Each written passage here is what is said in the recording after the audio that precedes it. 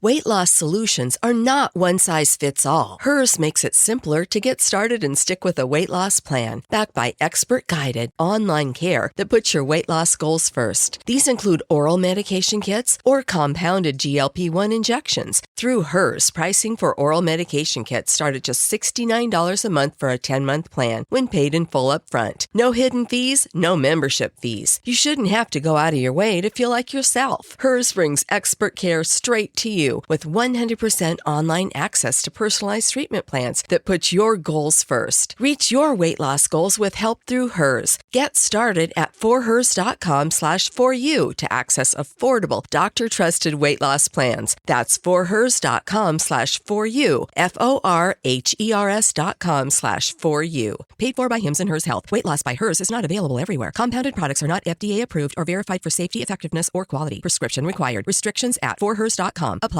Buenos días, don Guillermo Díaz. Buenos días, don Luis del Pino. Vamos con las noticias de las 7.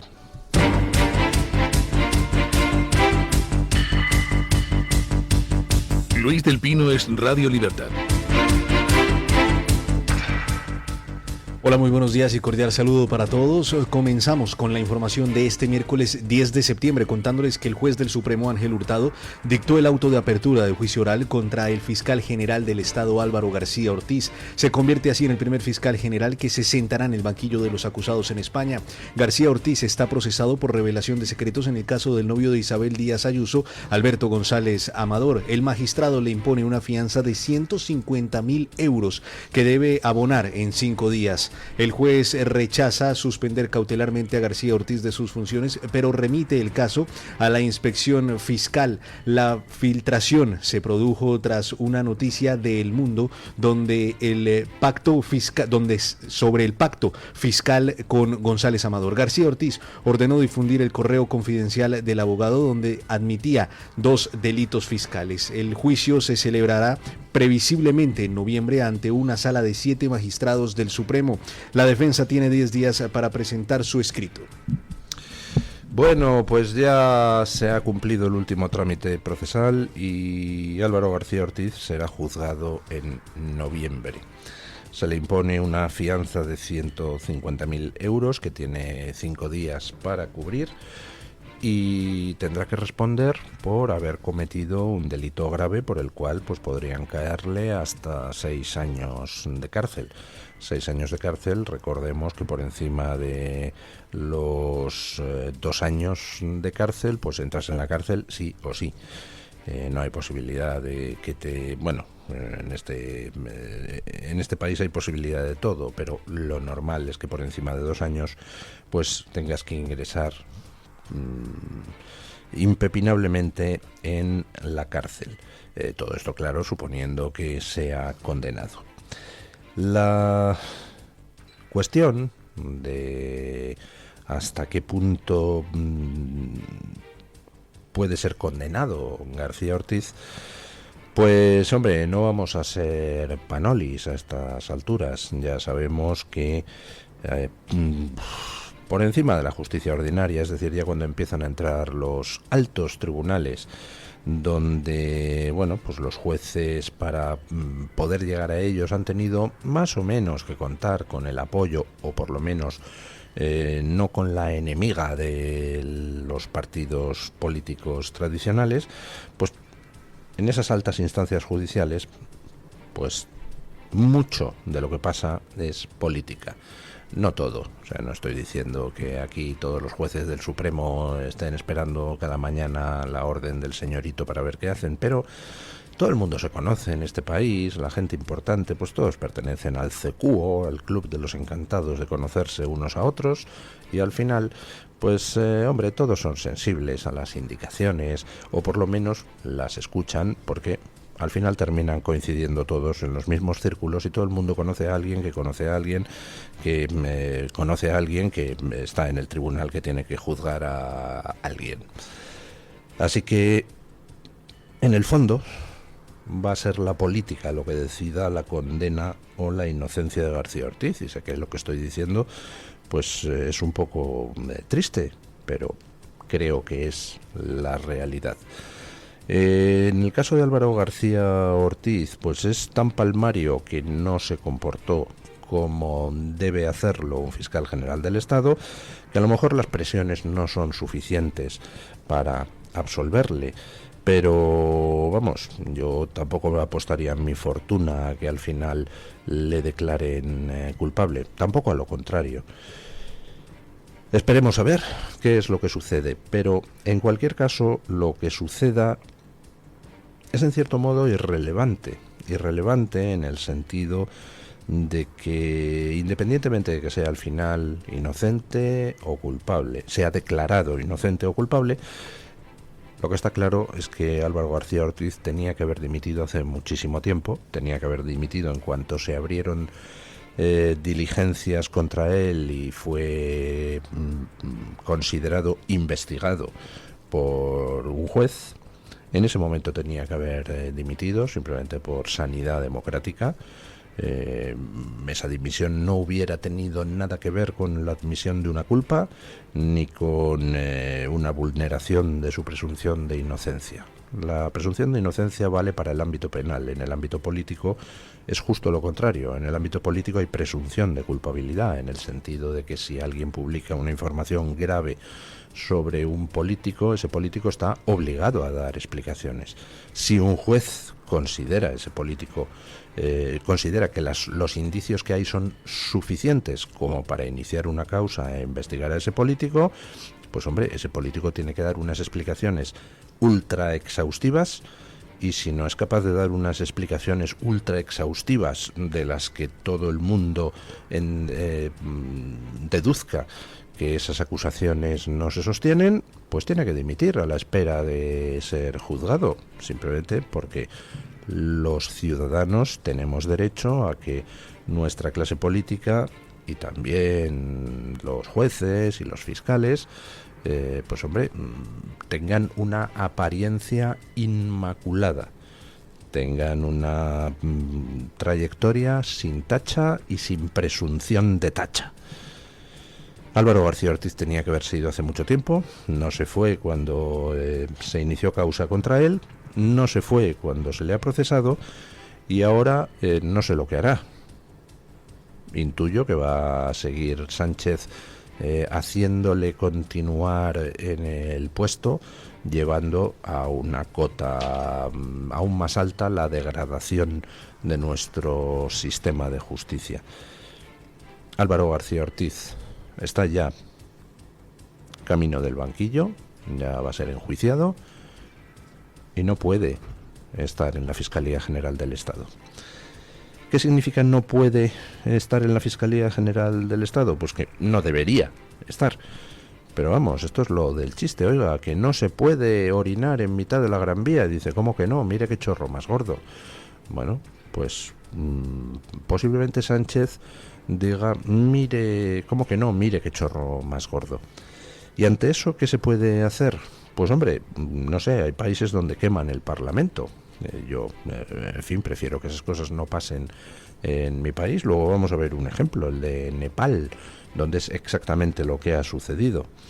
¿Qué más se puede hacer?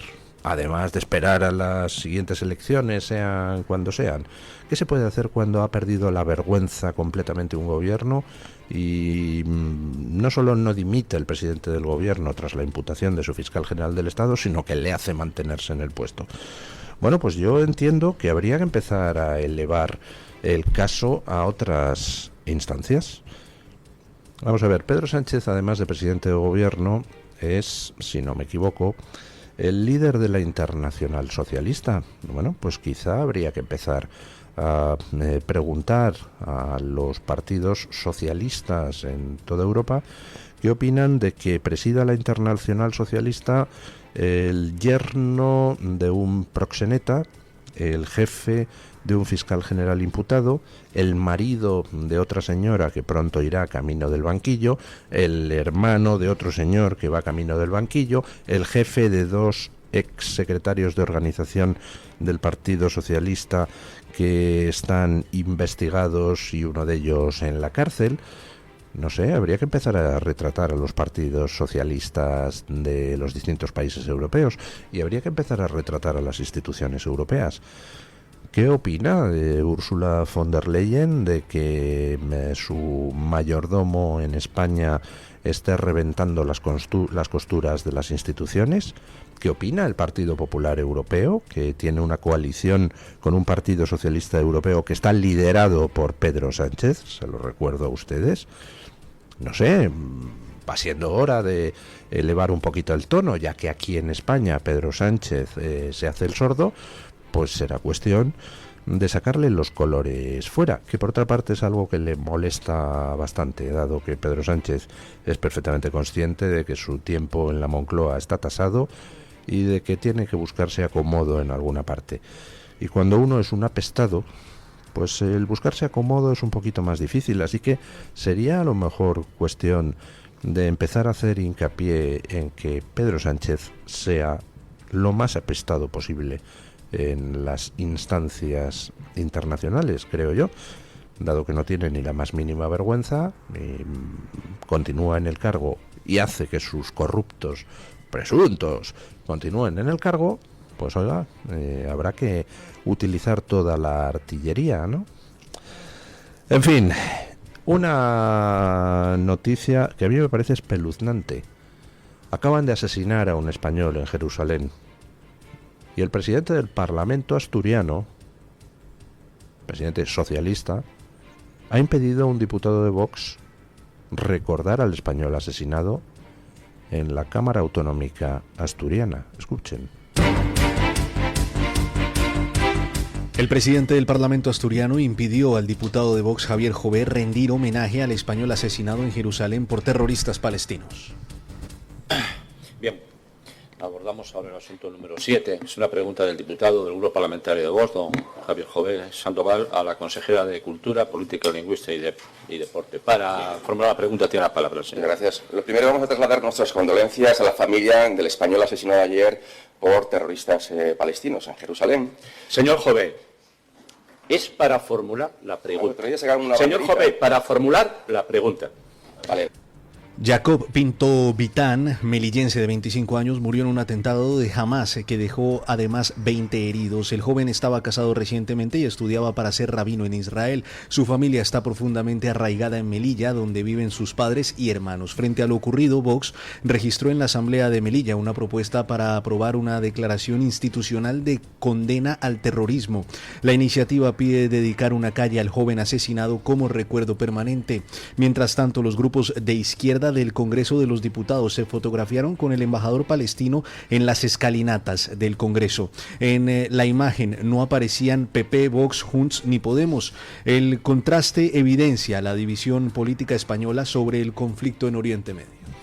La división política española, que es muy simple. Hay unos que están con los asesinos y otros que estamos en contra de los asesinos. Y además, curiosamente, los que están a favor de los asesinos de Hamás pues son los mismos que negocian y pactan y gobiernan con los asesinos de ETA y disculpan a todos los asesinos del mundo, por muy dictadores que sean, siempre que sean comunistas o suficientemente progres. Y frente a eso, pues estamos los que creemos en el valor de la libertad, de la democracia y, hombre, pues del derecho de todo el mundo a no ser asesinado.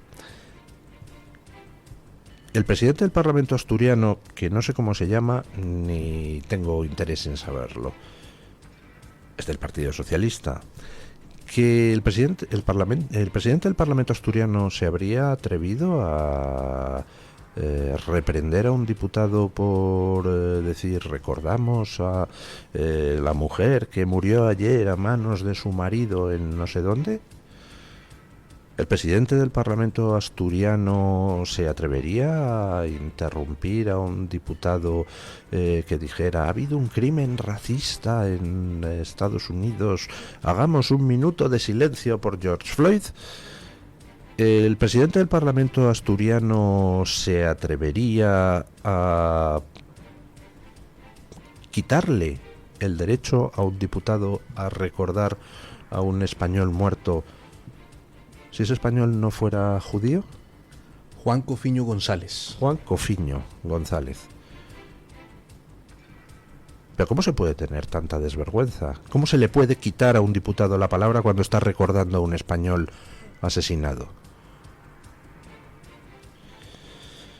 Vox ha presentado en Melilla una propuesta para condenar el asesinato terrorista a manos de palestinos de ese español y para pedir que se ponga una calle en recuerdo a ese melillense asesinado en Jerusalén. Vamos a ver cómo se retratan todos. Vamos a ver qué votan todos. Tengo curiosidad por ver qué votan allí en Melilla ese partido pro-musulmán. Y dado a las trampitas electorales, tengo curiosidad por ver qué vota el Partido Socialista.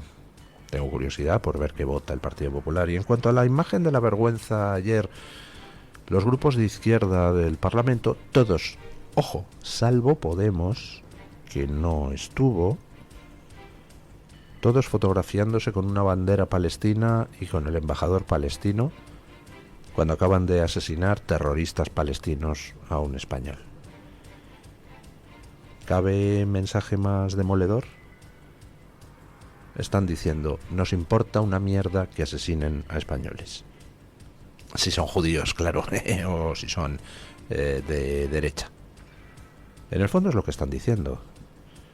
Les da exactamente igual. Están con los asesinos de Hamás. Bueno, mientras tanto, los hamasitas, que son al final los mismos proetarras de siempre, pero con una excusa distinta, pues lograron ayer boicotear otra etapa de la Vuelta a España. Los manifestantes pro-palestinos volvieron a boicotear otra etapa de la Vuelta a España este martes en Pontevedra. La organización se vio obligada a finalizar la carrera a 8 kilómetros de la meta original debido a las protestas que bloqueaba el recorrido. Es la segunda etapa consecutiva afectada por estos disturbios tras los incidentes del domingo en Galicia. La situación se agrava con el abandono definitivo del ciclista español Javier Romo. El corredor del Movistar Team se retiró por las lesiones del costado izquierdo de su cuerpo causadas por la caída provocada por un manifestante el domingo. A mí me han jodido la vuelta, declaró Romo ayer tras abandonar cuando faltaban 84 kilómetros para llegar a meta. El manifestante saltó desde unos árboles con una bandera palestina, causando el accidente a 50 kilómetros por hora. De momento, todos los ojos están puestos en Madrid, que al parecer será el próximo objetivo de las protestas en la etapa final del domingo 14 de septiembre. El gobierno autonómico madrileño está intentando coordinar con la delegación del gobierno el dispositivo de seguridad para evitar que los antisemitas boicoteen lo que es la etapa final de la vuelta, ¿no? Sí. Bueno, vamos a ver qué es lo que pasa, pero está claro una cosa: cuando el delito no es castigado, pues la tentación de que otros imiten al delincuente crece. ¿Por qué en España tenemos tanta corrupción política? Pues porque nunca se castiga a nadie. Al final, pues hemos visto casos donde llegaba, por ejemplo, lo de los cursos, yo creo que eran cursos de formación, donde la gente de Duran Lleida, Unión Democrática de Cataluña, metieron la mano a placer. 14 años tardó eso en llegar a juicio. Al final, ¿cómo quieren ustedes que no haya políticos corruptos si la posibilidad de ir a la cárcel es insignificante y las ganancias son tan altas? Es esa impunidad del delito lo que hace que al final el delito se generalice, y con esto del boicot a la vuelta, pues lo mismo. Como no se ha metido un puro de inmediato a quien intentó por primera vez reventar el asunto, y como nos han puesto los medios de seguridad adecuados para impedir los espectáculos antisemitas de boicot a la vuelta, pues se vienen arriba. Y como están gobernando con Pedro Sánchez todos estos antisemitas basurientos, pues ahí andan haciendo lo que les da la gana y, por ejemplo, provocando accidentes que han hecho que un corredor español tenga que abandonar la Vuelta por las lesiones sufridas gracias a un cretino con banderita palestina. Ahora, déjenme decirle a todos esos antisemitas asquerosos, proetarras y pedorros una cosa. Al final, el equipo israelí ha acabado la Vuelta. Os jodéis. Y perdónenme los oyentes por la palabra más malsonante.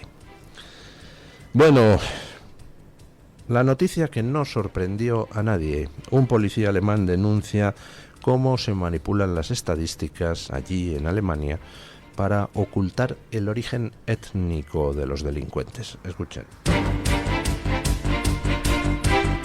Un policía alemán con 30 años de experiencia denuncia la manipulación de estadísticas criminales para ocultar delitos de inmigrantes. El agente de Bonn, llamado Bernd, revela que 6 de cada 10 sospechosos tienen antecedentes migratorios, pero aparecen registrados como alemanes. Sus superiores le ordenan corregir expedientes para ocultar la nacionalidad extranjera de los delincuentes. El ministro del Interior del Estado alemán de Renania promete anotar todas las nacionalidades en futuras estadísticas. Mientras tanto, en Cataluña, una menor tutelada fue violada por 2 marroquíes durante las fiestas de Olot. Los Mossos de Escuadra detuvieron a un agresor de 23 años y buscan al segundo. La víctima reconoció a ambos atacantes en las imágenes policiales. La Generalidad se presentará como acusación particular en el proceso judicial. Ignacio Garriga de Vox exige deportaciones y critica que las instituciones no protejan a los menores vulnerables. Asegura que es otro caso de violencia sexual contra menores tutelados por la administración catalana. ¿Qué significa la palabra tutelado? Significa que se le da cama y comida y ya.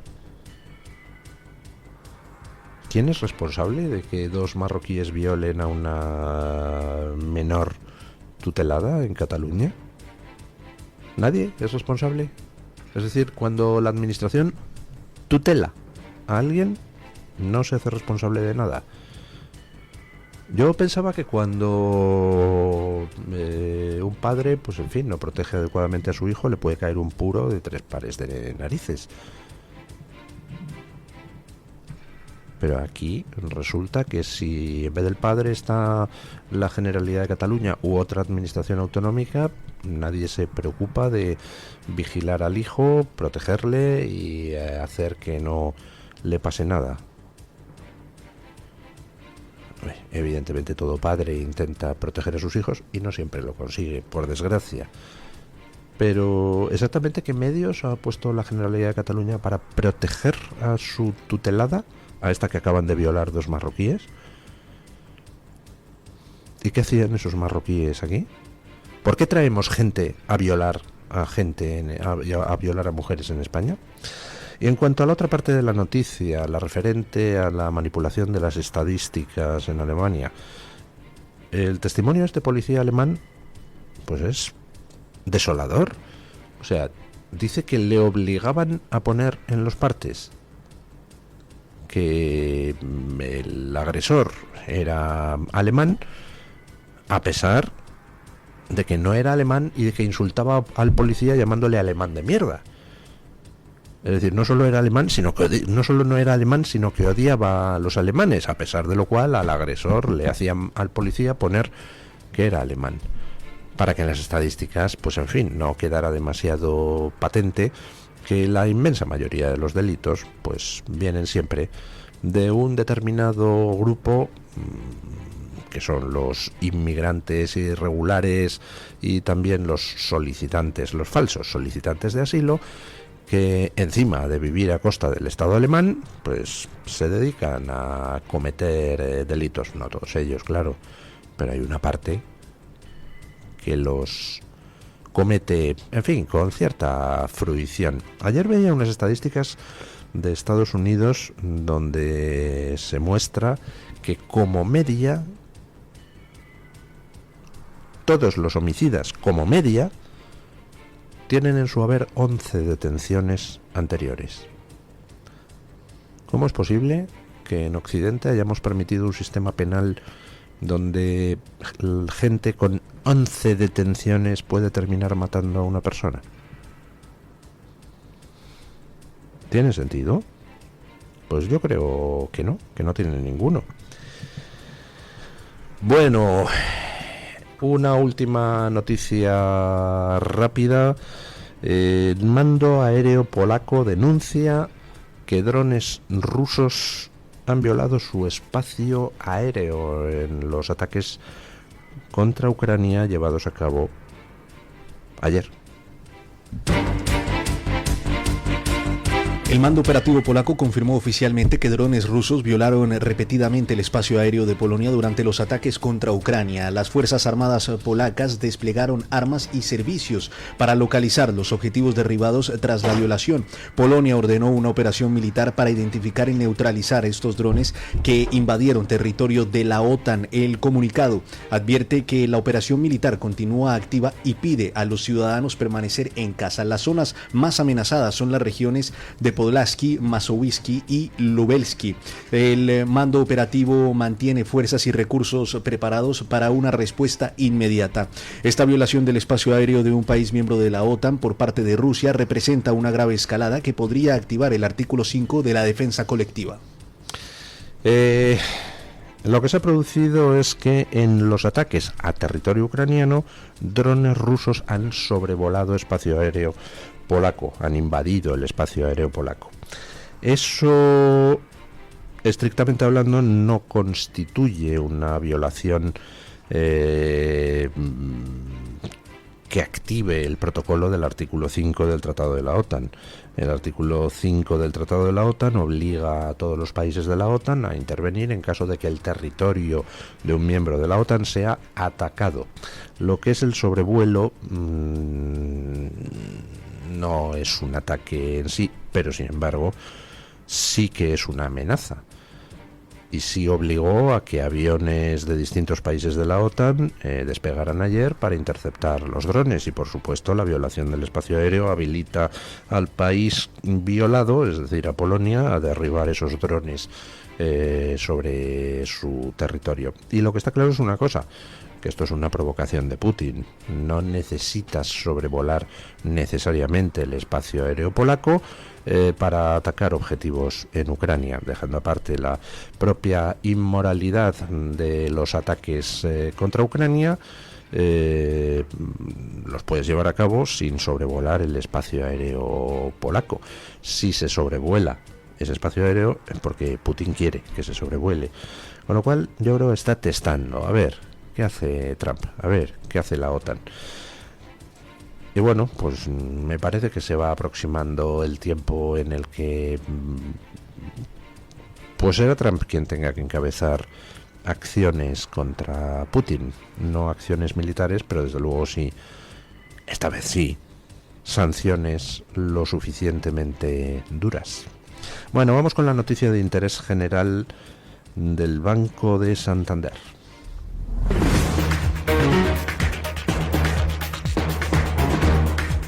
Banco Santander ofrece este espacio.